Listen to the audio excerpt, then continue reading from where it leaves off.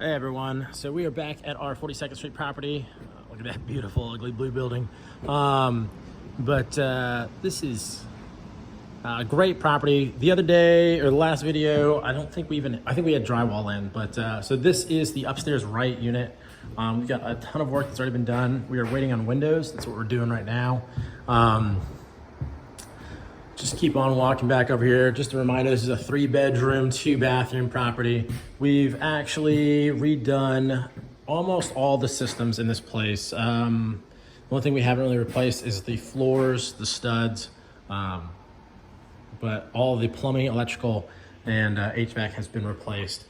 These are the bathrooms that we're doing. Got some water here. They just do some trim in over there. We just had the plumbers come in here and trim out everything. Let's see. There we go. You can hear that. Beautiful sound of plumbing. We got the kitchen cabinets installed. We've got granite coming in next week. Should have some door pulls and stuff. Some other big items. We've got the electrical service has been completely redone, so that's new. Over here, that's new as well. Hopefully we'll get inspected today and have power on here tomorrow. It's a big push, fingers crossed. This is going over to the left-hand side of the property, 314 and 316. So all of that is brand new.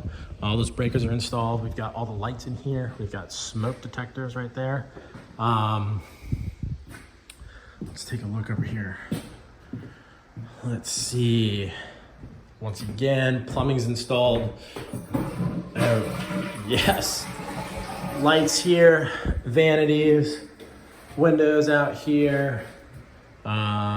Cabinets are getting installed, or are installed. Once again, we got countertops coming in next week. Super excited about that. All these fans have been installed. This is gonna be like the living room, dining room area. Let's see what else we got.